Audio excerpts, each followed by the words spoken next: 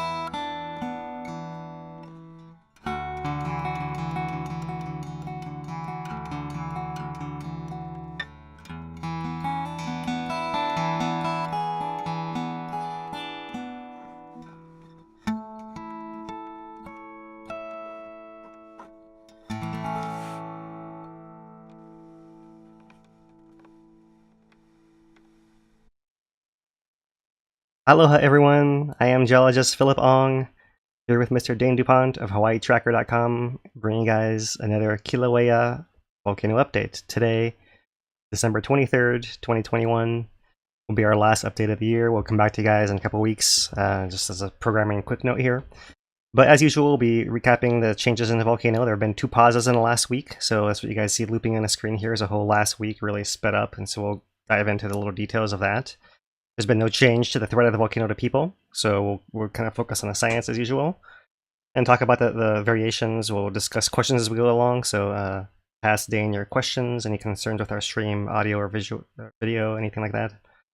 And otherwise, we'll jump right into it here. That's been it. There's been 2 pauses in the last 7 days. The first one was about a half a day long. The one that just ended last night was about 2 days long. So 2.5 out of the last 7 days, the volcano has been in pause.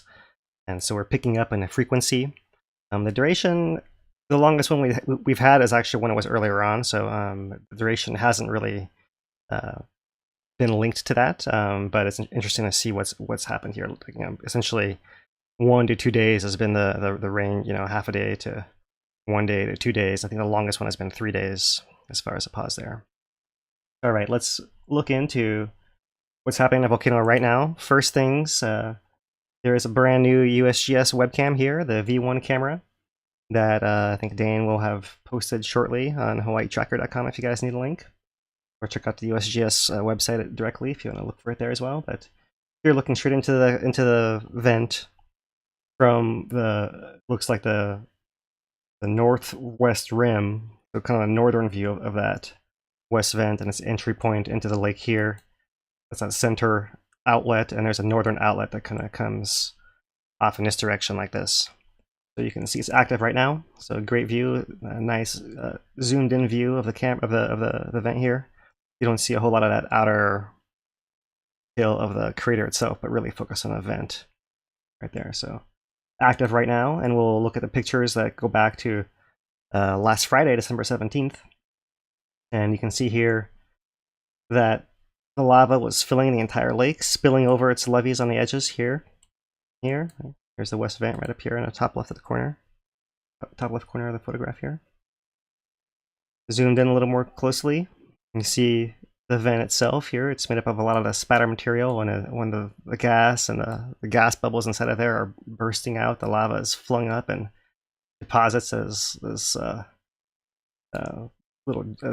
big globs of spatter on the rim here. You can see this kind of spire-like feature you see, and even some looks like almost some striations, like there's some pushing of that material, or some scraping, sliding down on the material off the side, something like that.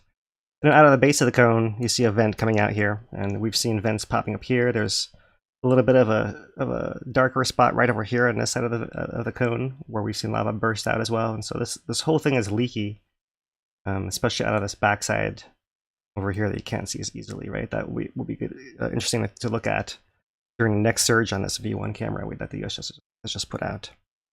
So this view from last Friday, not quite a week ago, similar to what's happening today, but in between is what we've seen, all these fluctuations. And here is a photograph taken by the USGS from the public overlook in Hawaiʻi Volcanoes National Park, showing one of these surges that's coming through, and you can see quite a lot more spattering coming from the vent. You see lava coming out from the side, from around the back, and all around. All the different parts of the cone are getting breached, right? You see all these little pukas, little holes, all on the sides there with lava coming out. More time here, another view of that. Images by Brett Carr from USGS here. Hello. Right, so advance one day there, and slightly different view. This is a view that we've seen photographs from quite a bit from the USGS, and this seems to be the view of the camera, somewhere from the angle of this photograph. The whole frame of the webcam is zoomed in, something like that, right? You don't even see these little islets or the edge of the lake or anything like that. Right, but here you can see this further zoomed out view, showing what's becoming more of like a bay now, for this north outlet that feeds lava into the lake. This seems to be the main outlet. When lava has paused, you see it bursting out, overturning in here. So maybe it's fair to say it's the deepest right through here, where you actually holds the most heat and can overturn for the longest. But when lava comes back in, it comes out here and out of the cone almost simultaneously, as far as we can tell with our image rates that we get from the USGS and the webcams. And so really it's a fissure that's buried underneath this entire area, and it's coming up through all the lake and through the liquid, and it has a little chimney vent right through here where it can put out gas and some spatter. And that thing is leaky, and so it can put out other bits of lava when it's really surging out. Otherwise, quite a lot of it's coming out into the lake, something like that. And this part of the rib right here is this old edge of the previous eruption's west vent. The previous eruption, which we've just passed the 1-year anniversary of its initiation. This eruption we have going on now that began in September 2021 is very similar to that December 20th, 2020 eruption in its pace and output and everything else so far. So interesting to see, though, that the vent has migrated from being originally over there to now the new vent's over here, right? And that's because this one shut off all the way, and then when it cracked open over here. This is zoomed into that north outlet right there. I've been drawing an arrow going this way. But when a surges come through, it seems that it bubbles up from underneath this edge of the rim, and it actually comes up and flows out in both directions. Right? And maybe the boundary is actually, if I were to draw it more accurately, it might be something like that. You see this division and texture and color right in here, so that's likely where the lava is bubbling up, and then it's coming up and setting a big flow off in this direction and one off in that direction as well. This is the one that often goes into that trench that's in the northwest quadrant, that goes northwest all the way to the north part of the crater edge, crater rim between the old lava lake crust and the wall of the crater. And there's another one that more recently has overflowed, and that's along that southern edge and goes all the way to the southeast corner of the crater as well. Come into that here briefly. But in between, what we spent a lot of time looking at the webcams, the images have indicated the pause, no lava in the crater. Here's an image from the USGS during their flight a couple days ago on Tuesday. And you can see these big spires sticking out of the lake where these are sometimes drowned during the surges, right? So this is a variation in depth of lava. This whole thing can be totally submerged. And other times it can be hard to tell how high that actually is, but in comparison to the other features we've seen on the other side of the lava lake, you'd say it's on the order of 10 meters or so, very roughly. That right? What we heard that the vent itself, right here, maybe in the order of 25, and maybe it's grown to 30 meters. It seems like the top part's a little steeper to me from the last times I've been to look. So just a very rough estimate. Still maybe 25 is the most recent thing we've heard. Maybe it's 30. In any case, I would estimate this to be on ballpark 10, right? 10 meters. So that's about 30 feet or so. That's the fluctuation of this whole canyon-looking thing. The lava lake area that's been drained, and as the pause has stopped the output of lava from the volcano. Here, this little cavern is that north outlet right there. So it's that from there. Then it also comes out from underneath here and bursting through and around. Fascinating to see it empty. Some more views here. Let me zoom it out a little bit. You see that old west vent is really reddish now, having been oxidized, essentially baked or cooked by all the gas that's coming out of there and all the heat. Right? This was all made of cinder from the spattering of lava the previous time, and that material seemed to be fairly light, so it was buoyed upwards with the rising lava and formed a new island around which more lava seemed to pool and accrete and formed a larger block that's not as visible now, but it was something like that. Right? And a lot of the edges have been buried by these overflows of the surges that have come and left big flat sheets, right? So now you really only see exposed the center, the original core of the old west vent. There the bay, and then here the new west vent, that same spire. It's hard to tell if this is something that's collapsed or if it's just some less cohesive rubble, like the edges of the margins you see here, the margins of the channel. Follow the channel right then, but that's because we see it come up and in and flow this way, and it seems like it goes underneath a crust somewhere in the vicinity of these two bays over here, this one or this one. It goes underneath. And then we see it reemerge sometimes all the way across on the other side of the crater at that northeast edge where it was overflowing that ledge and that. And one last view here of this paused crater floor. This is that down drop block over here, I believe, yeah. So the lava is coming. We have this whole bay. It's hard. This whole bay right here seems to be that bay where the original crater wall was like this. So this whole area is that overflow zone, and the ramp is now only visible as this little tongue right here. There used to be all kinds of other little bumps and stuff in here. All that's been buried by lava now. That's why it's a little disorienting. That's all that new overflow ledge. That hasn't been as active recently because of all the pauses, and although we've seen it in between during the surges of lava, it does reestablish this pathway from underneath those bays back over here, and it comes underneath all this stuff somehow and pops out over here. Not just over here, but along all the crater walls. This is that northern trench, the southern trench, more over here. We've even seen a glowing spot right through here, frozen on that B1 camera. We imagine lava goes underneath here as well, probably coming all directions, all through there. Yes. All right, so this is the view from the Kīlauea camera compiled by Dane of the return of lava after the pause here. So you can see visible from that Kīlauea camera from that the darkness, the return and the pause of lava, and you can actually see it flows in a trench into that southeast quadrant right over here. A little hard to see. This is the west vent right there.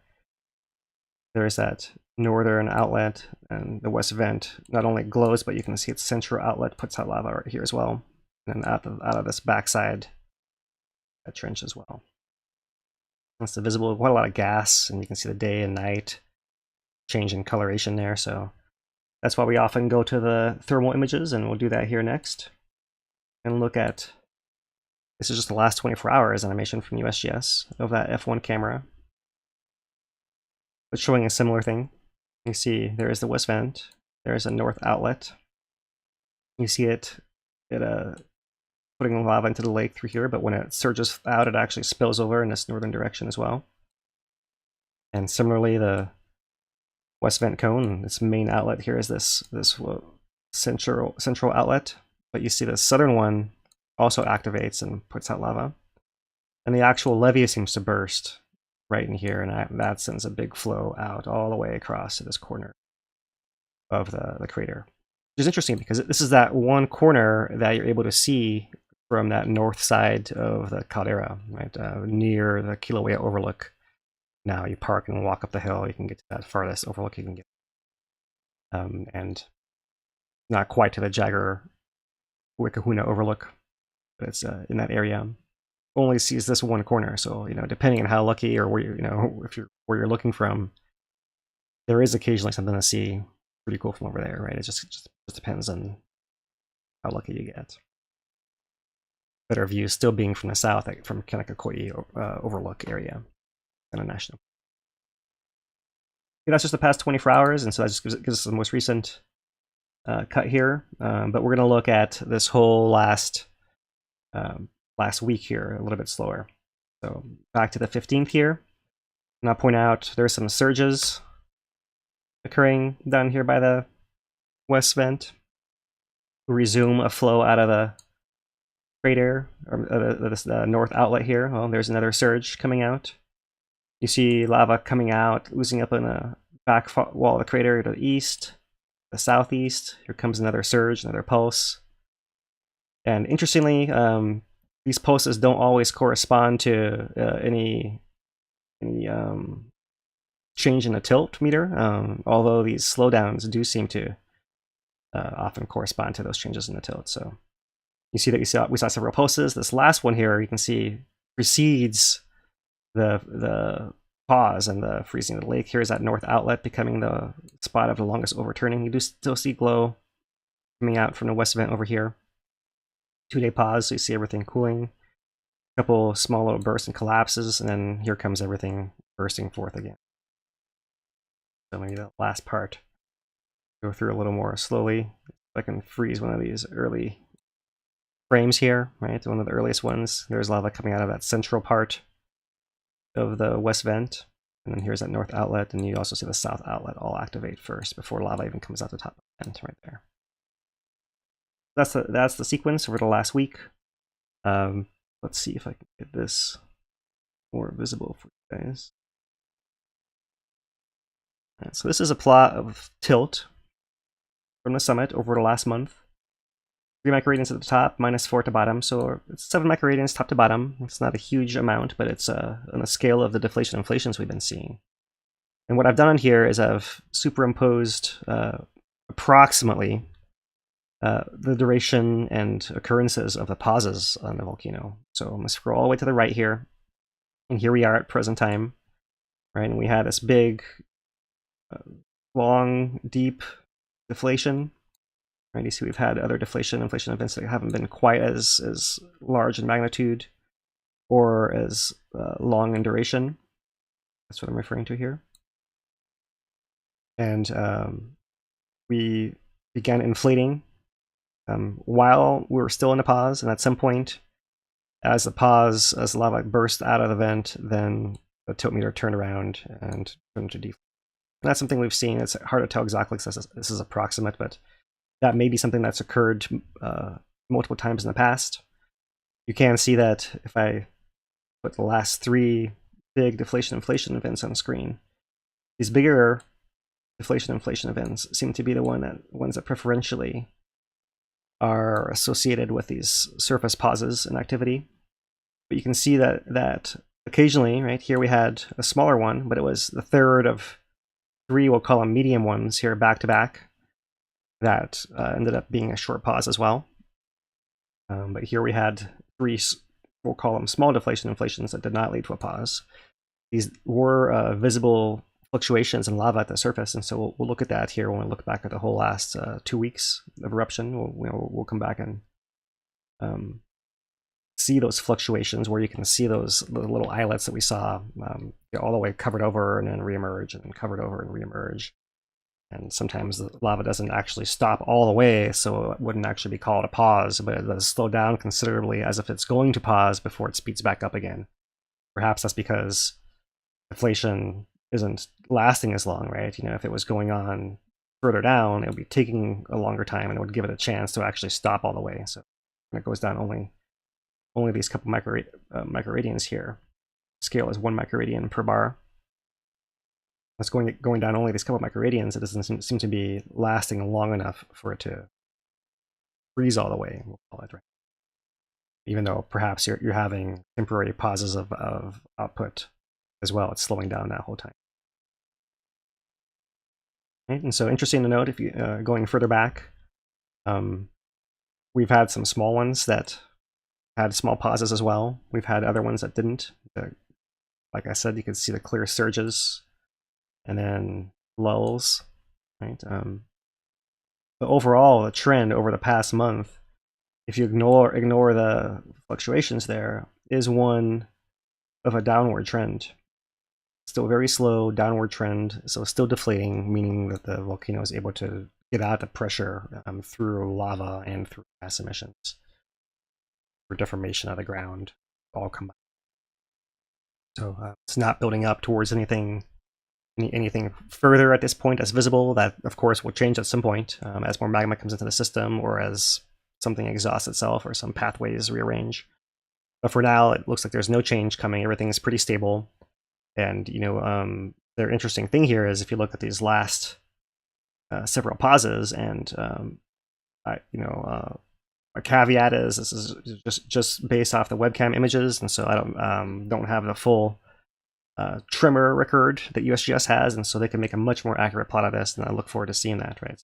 And then I'm not sure exactly if I'm missing something in here, or perhaps like this earlier pause, maybe this is being counted as 2 separate pauses for here as opposed to 1 longer one. So I'm not sure about those exact details, right? But so if we look at what seems to be the pattern of going from smaller deflation inflation events up here to these now series of larger deflation inflation events right to here, right? It seems like something has changed. Somewhere in here is where we see that major change, where we've gone from smaller deflations to larger ones, and these larger ones seem to be occurring more frequently and almost periodically here, right? At that rate, you might expect that it won't be that long till we have another deflation inflation in here. Sometime in the next week, depending on if we have a big deflation inflation event, if we have several of these smaller ones, it's almost like we've had one big one, 3 small ones, one big one, 3 small ones, one big one. So we'll see what happens there, right? It's just not predictive, of course, right? It's just interesting to note that that it's holding a pattern until it doesn't hold it anymore, which it rarely does hold patterns for very long here. So, but it could be something like that, and you have to wonder at that point, could the eruption be waning if it's at that teeter point where any change in the pressure that's that 3 microradian size allows it to actually pause all the way and start. We'll have to wait and see. Looking at the last 2 weeks here, now that we've seen that tilt plot, we can follow along a little more what's going on here. I'm going to leave it more in this zoomed out fashion. So here's that down drop block area. You can see flows leaking all across there. Actually, over here's the down drop block. Here's that northern edge. But so there is that whole bay right there. So you see lava coming out of that north outlet, surging, going underneath the crust, all through there. And now it slows down. And so we're watching this in a little bit slower motion. You can see a little bit of overturning occurring in that north vent. And then it bursts forth again here. That was that event that we covered last week. That most recent one. Lava comes back in. You see another little surge here. Lava all the way to the edge. And then it freezes again. It bursts back forth again. This is the first of the ones in the last week. And we see a couple other surges, like a small little activity here. You see a big one coming out over here. And then once again, right after the big surge, pauses again. In this case, it pauses a little longer, pauses a full 2 days. It bursts forth again during the last couple of days and flows around to the northeast. So we'll consider that wrapped at that point and come back to questions on that later, unless there's any that came in the meantime on that topic. But otherwise, we'll keep covering the monitoring signals here and look at the SO2. SO2, the scale here is 1,000 tons per day per hash mark, and we're looking at the past month here, right? So we've gone from as little as, I want to say it was 130 or 150. That was taken once again during the pause, which is similar to the other one we saw during the pause. But the last time we saw that this actually followed the same pattern of down and up and down and up, even though we don't have quite as many data points. It's basically following the output of the volcano, which is not exactly the tilt as we showed you guys, but related to the tilt there. Looking at the depth of the volcano's lava lake at the summit here, our scale is really skewed off because of another heavy rain event we had within the last week that maxed out the camera here, so I thought there was something right in front of it. Skews the whole graph, but you can see that over the last month the pattern has been generally of rising still. There are times where it seems to be a little bit flatter. This was another big rain event here that knocked things offline, but so a little bit flatter through there. And right here on the right, a little bit flatter as well. And it had been rising more steadily, and then a little flatter, and then here it is bursting forth, and we'll see what comes next as far as the rising there. You can zoom into the last week, but once again, we're still maxed out because of that high value. And you see mostly in this view, mostly you see the flatness because of that elongation of the scale there. So not a lot to see there, really. There was an overflight by the USGS on December 21st, this past Tuesday, and they put out a new thermal map. So here is the thermal overlay of, in comparison, the visitor center back over here, Volcano House, Kahuna Overlook, Kīlauea Overlook is, I think, maybe under somewhere in here, I think. There. Steaming Bluff here. Kīlauea, where the public overlook to look into the lake from the closest point is over here. So once again, this southern viewpoint looks over here, and you see about that much the lake, or the northern look, and you can see that much of it. A little gap right. And still not visible from other locations. Even though it keeps rising, it's just a matter of time before that's the case. A zoomed in view here. This was taken during the pause, this thermal view. So all you see is the two red spots of this north outlet and a little bit of the south outlet. The west vent itself is labeled, but is not very hot in this here. So we'll await the map that has more of the statistics as far as the height above sea level and all of that. But for now, we can still refer to the USGS daily text updates, which is where a lot of this info comes from. This is all USGS information that we're just trying to repackage here and make it accessible. And so we can see here that they note flight on December 21st indicated the total lava volume since the beginning of the eruption was approximately 38 million cubic meters, or 10 billion gallons. 10 billion gallons. So that's the number there that they're putting. Total so far since the beginning of this eruption, September Notably, nothing changing in the Middle East rift zone. They note the 130 tons per day there. More typical 1400 beforehand. So I would guess that we're somewhere more in the range of 1400 than 130 since lava's come back. Although the most recent measurement being reported is this one here. This is closer to the row number. Let's see what's reported. All right. While I mentioned that East Rift Zone, I just want to scroll back here to the message put out by the USGS.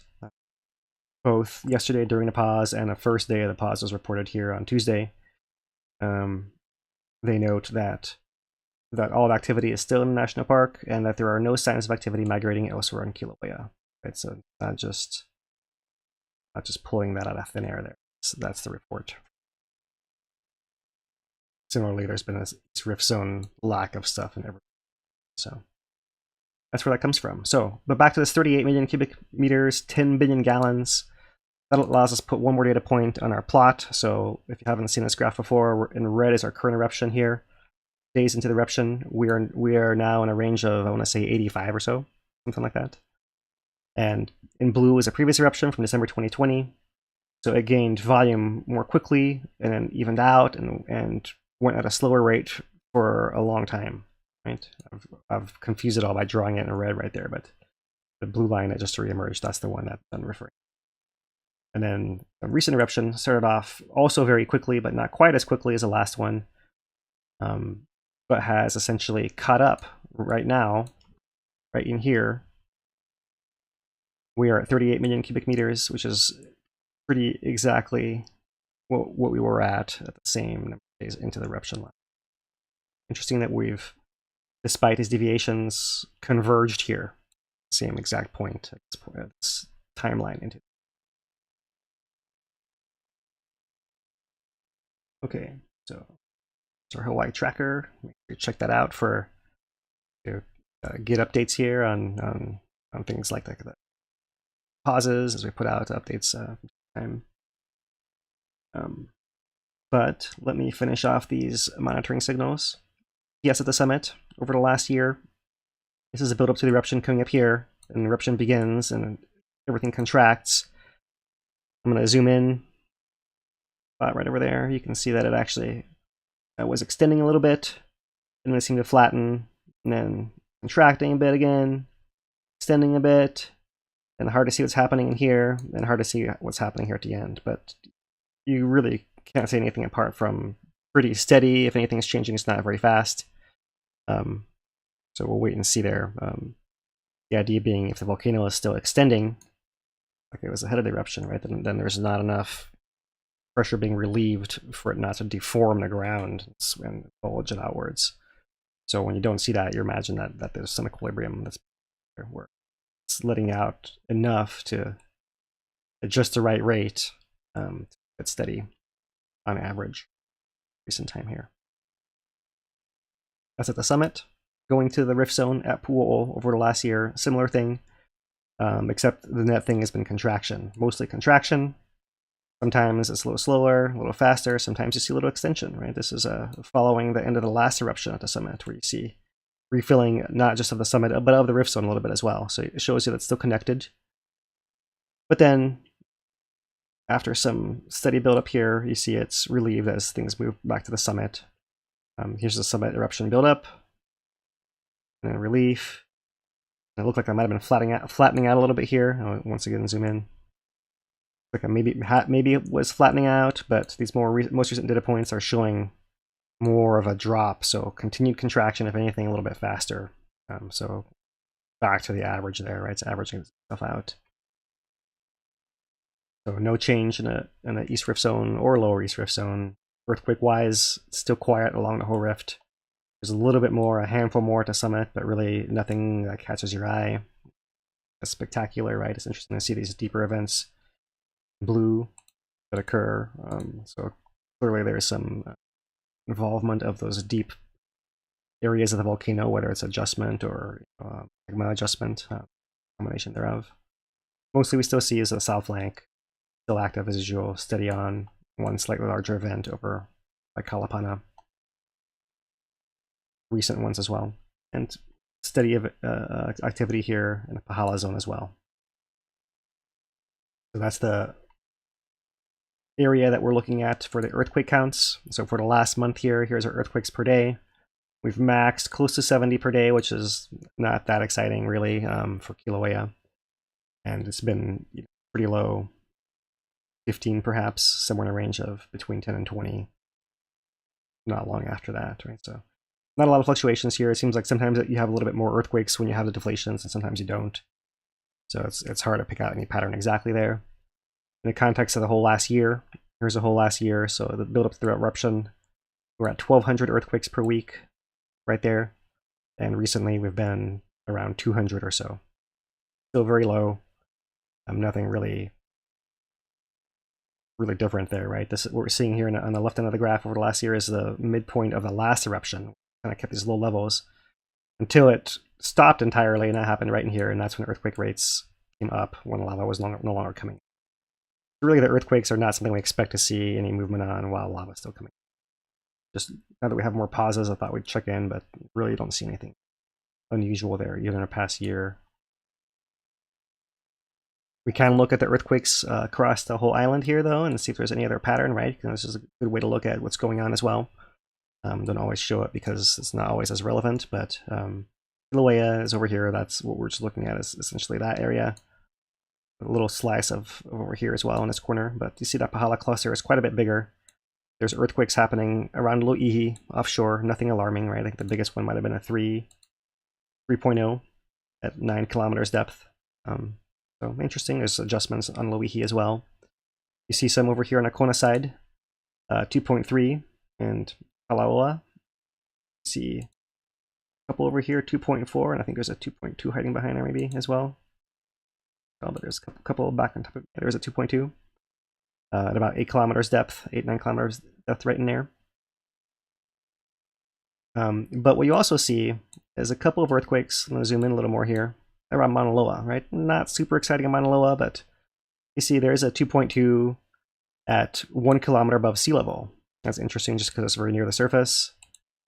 There's a 5 kilometers depth at 1.9. There's a 1.9.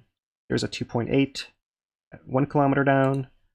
There's a 1.8 at 2.7 kilometers above sea level, so almost on the surface once again. So you do see that there are some adjustments occurring. It's nothing alarming, nothing massive, nothing very dense. There's not like a huge swarms of earthquake, but you can see that there's little adjustments happening here, little adjustments happening there. So since we looked into Mauna Loa last week, I thought we'd just very quickly look in again. It's still snowy up there. It's a webcam from today. And here is the cross-cut arrow distance over the last year. Looked in on last week as well. So similar to Kilauea summit, it was kind of steady, and maybe started on average rising. And then more recently, we pointed out last week, it looked like it was rising maybe a little faster. And this looks like since then, it maybe is adjusting, coming down, or flattening out. There's quite a lot of scatter and noise in the data here, so it's really hard to tell, right? Something we've seen here in other times as well. And sometimes you just have to wait for a longer-term trend to establish because you really can't guess if you're in the middle of this stuff to figure out what's going on. So not really clear what's going on right through here, but it seems like it's not necessarily skying upwards or anything like that. It seems like, if anything, it's adjusting more, I would say. And I think a lot of this noise may well be because you do have some back and forth movement of those pieces of land that are adjusting as everything settles down. That's just a conceptually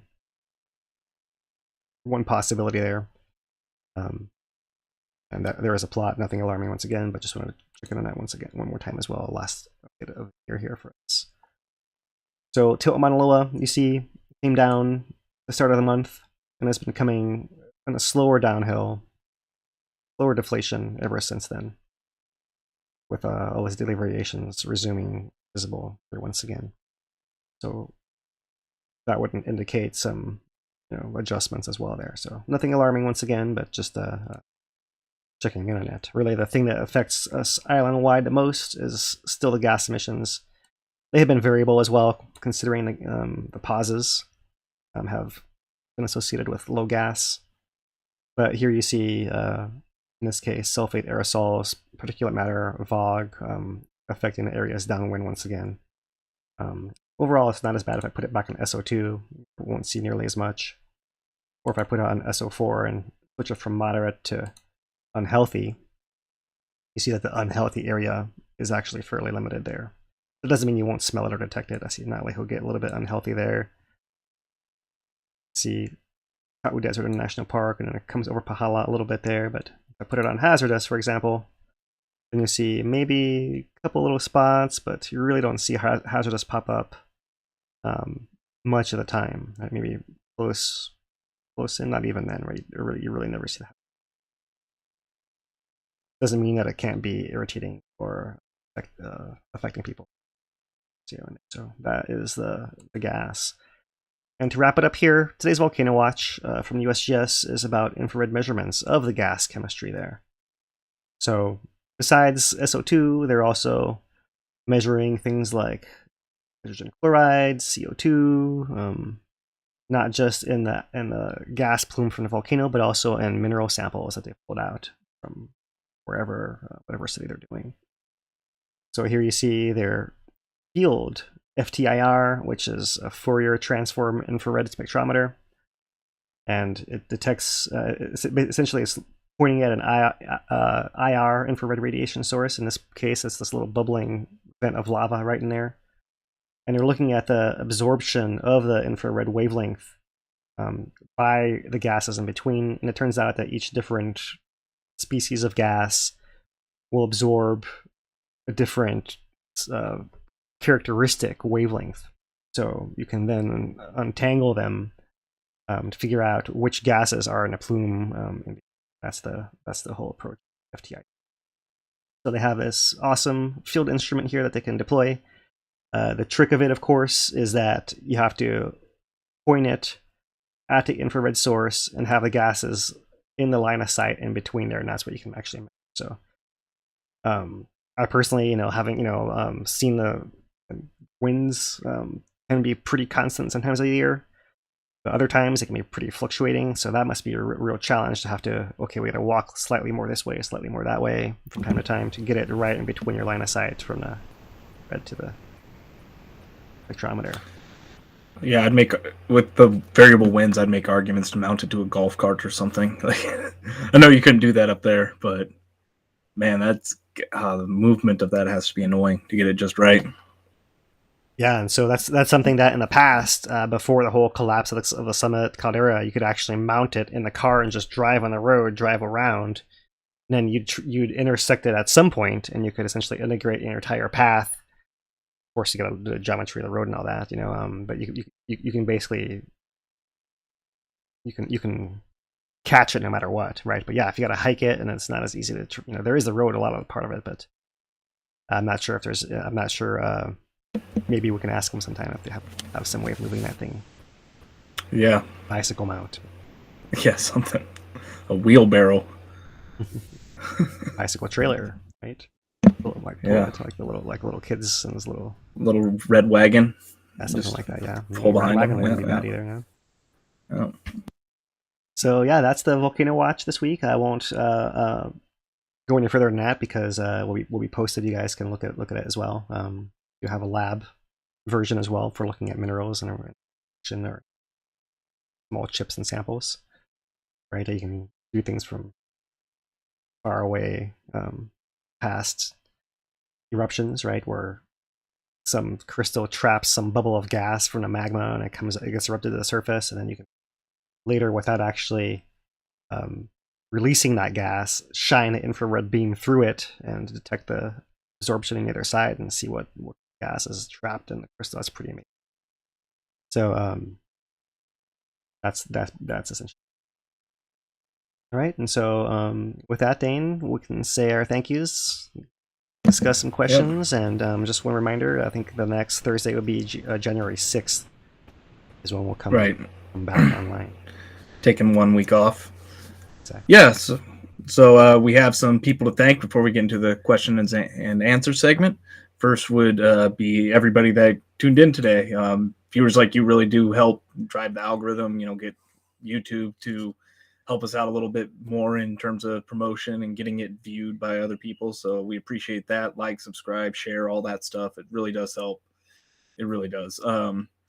We also do take monetary donations on hawaiitracker.com/support if you are so inclined, and we appreciate everybody that's made such a donation on there.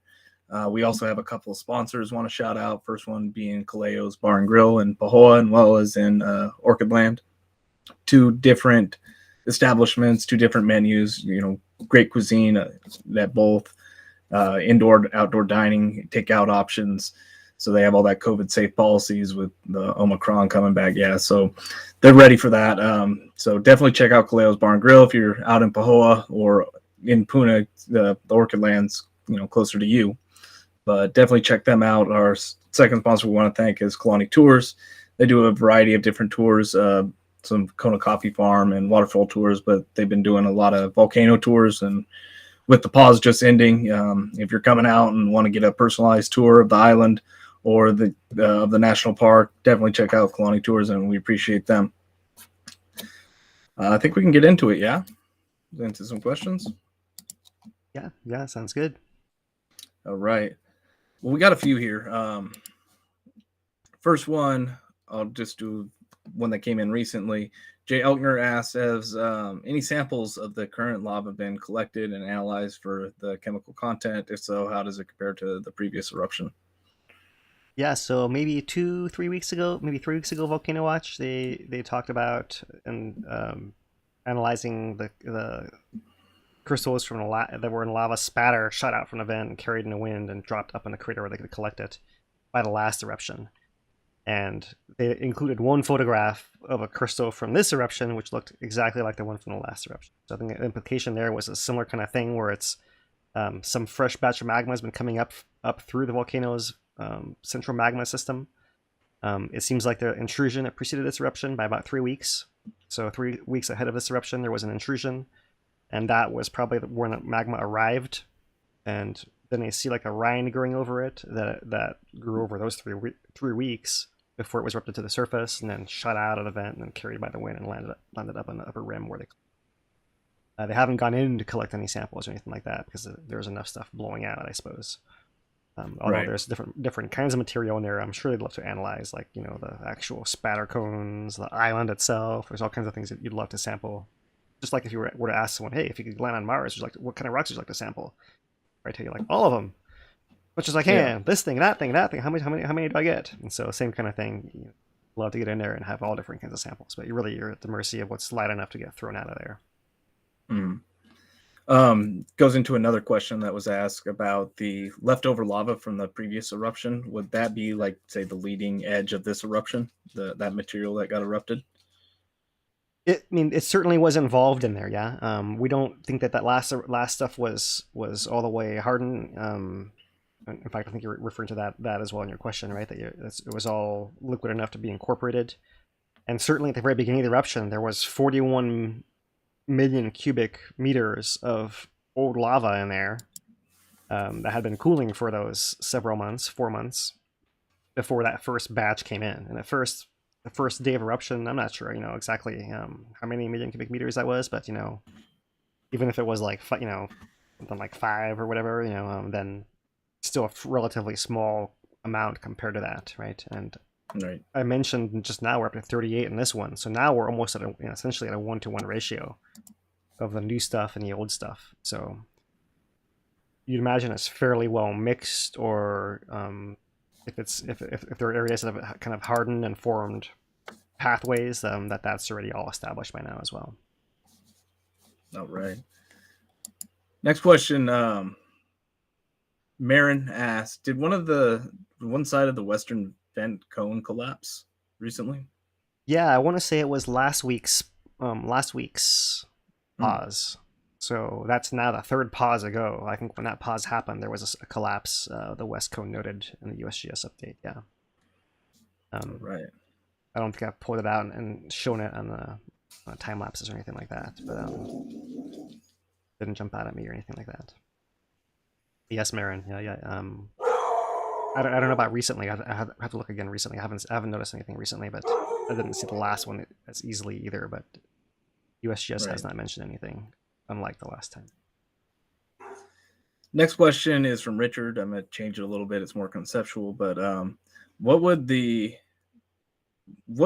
conceptually, like the Loi'i, if it were to surface, do you think it would be its own island, or would it combine into the greater landmass above the surface of the big island, or and just that evolution?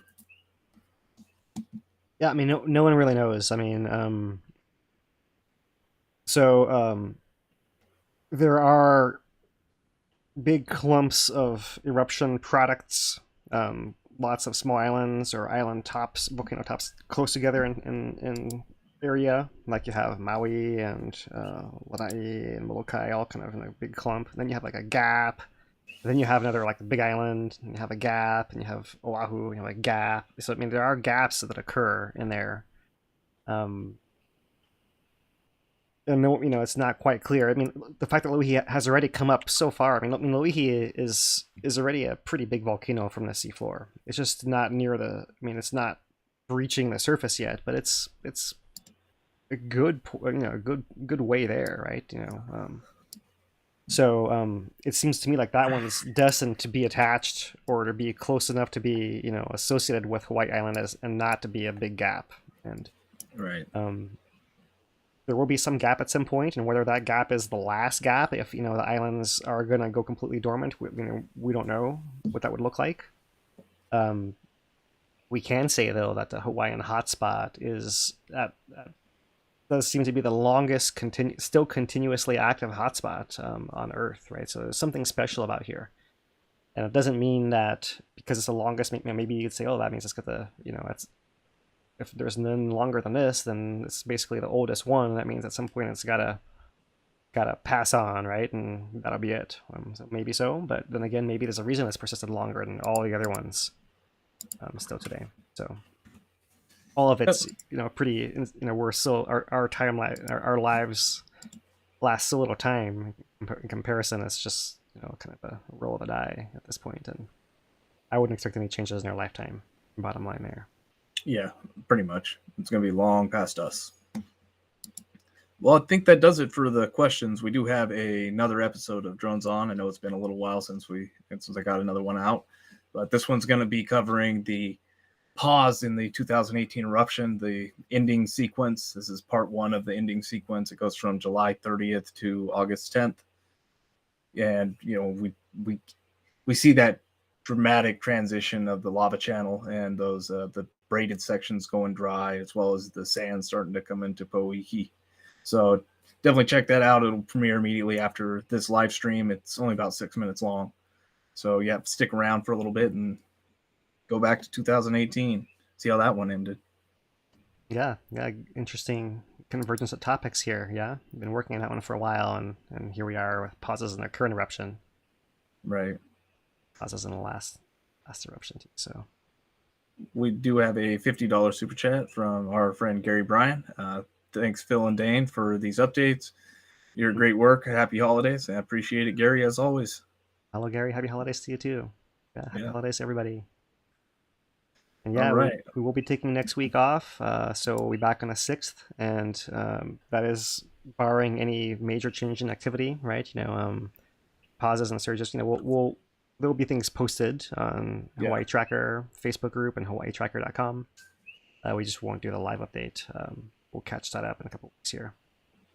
If it does something special, we'll be on, but the pauses and on the pauses, and there's no, unlike other times, there's no seemingly signals hanging over our heads that show that anything is about to change, right? So everything is just kind of exhaling. It's kind of just going about its thing, and nothing's expected to change.